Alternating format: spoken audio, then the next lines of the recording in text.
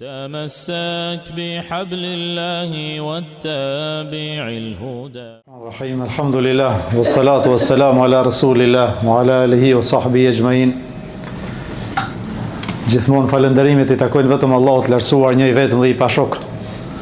Vetëm atë e falenderojmë, vetëm tek ai mbështetemi, vetëm atij I kërkojmë që të na jap sukses, që ta mbushim të muaj me adhurime.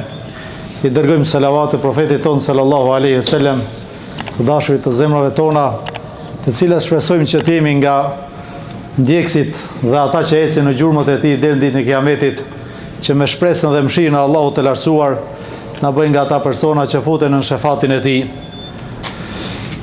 Jam I nderuar dhe I privilegjuar që jam mes vëllezërve të mi, duke filluar nga dy hoxhallar të nderuar, Burimi dhe Dardani, me të cilët kemi kaluar një jetë jo të shkurtër në Kasim, po ashtu mes vëllezërve të mi që edhe pse nuk njihemi nga afër, por na njeh besimi, na njeh imani dhe Islami, dhe kjo është e veçanta jonë të nderuar vëllezër, se na bashkon Allahu I lartësuar pa ndonjë interes të dunjas, por na bashkon xhamia, na bashkon selami, na bashkon vllazëria për hatër të Allahut të lartësuar. Nuk do them ndoshta diçka të re, sepse hoxhallar tuaj të nderuar ju mjaftojnë.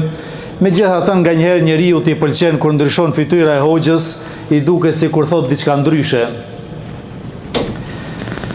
Do ta nis me këto ajete që na preku edhe hoxha Dardan nga surja Shuara, nga fjalët e Ibrahimit alayhi salatu wassalam, të cilat I transmeton Allahu I lartësuar në librin e tij, kur Allahu I lartësuar thot: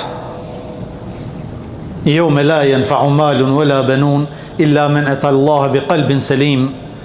Në ditën e Kiametit, atë ditë ku nuk do të na bëjnë dobi as pasuria, as fëmia, përveç atij personi I cili vjen me zemër të shëndoshtë të pastër. Vëllezër të nderuar, falënderime që duhet t'ja kushtojmë Allahut se na ka orientuar, na I ka hapur zemrat që të shkojmë në xhami, nuk mund të krahasohen dhe nuk mund të barazohen me këto namazet që I falim ne. Pjesa dërmuese e njerëzve që sot nuk e njohin Allahun, që nuk I binë në sejdë, që nuk agjërojnë, janë pasuria dhe fëmijët. Prandaj dhe Allahu I lartësuar I ka veçuar që ditën e Kiametit, ai person që nuk falet se thot s'kam kohë se jam në punë, personi që nuk agjëron se thot nuk lej do të punën se do të ruaj fëmijët, I thot Allahu I lartësuar që ditën e Kiametit nuk do të bëjnë dobi këto për të cilët ti sakrifikove, le dhe fejnë Allahut, le dhe namazin dhe agjërimin, ditën e Kiametit nuk do të bëjnë dobi. Dhe tha Allahu I lartësuar: "Illa man atallaha biqalbin salim", përveç personit atij njeriu që vjen me zemër të pastër, me zemër të shëndosh, të pastër nga shirku, të pastër nga hasedi, nga smira, nga urrëtia për muslimanët.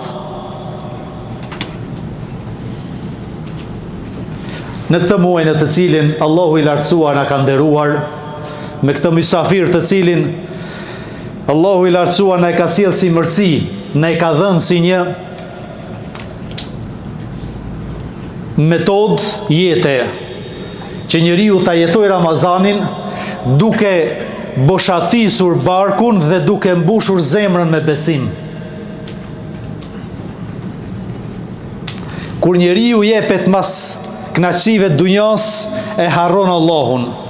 Kur ti I thu jo dhe ndalohesh nga gjithçka që Allahu I lartësuar ta ka lejuar në muaj tjerë, buka, ujë, ushqimet, tregon që o ti njeri, ke mundësi që ta pengosh veten dhe në muaj të tjerë nga haramet të cilat janë harame gjatë gjithë vitit.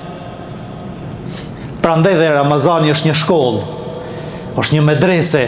Ramazani është një kalitje, është një ushtrim për çdo besimtar që këtë muaj ta përdor si një model për gjatë gjithë muajve të tjerë. Vëllezër të nderuar,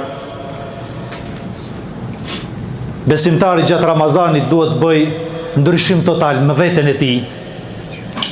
të shtoj namazet nëse i ka plotësuar 5 vaktet me namazet nafile, të shtoj dhikrin e Allahut, të bëjë ndryshime në familje, në fëmijët e tij, përpiqet që shtëpia tona të jenë shtëpia muslimansh, që aty të ngjohet leximi i Kuranit, të ngjohen hadithet e profetit sallallahu alajhi wasallam, të mësohen duat kur hyn dhe del nga shtëpia dhe duat e tjera me fëmijët, me familjen. Ne vërtet themi musliman, por shpesh herë me veprimet tona nuk jemi musliman të mirëfillt.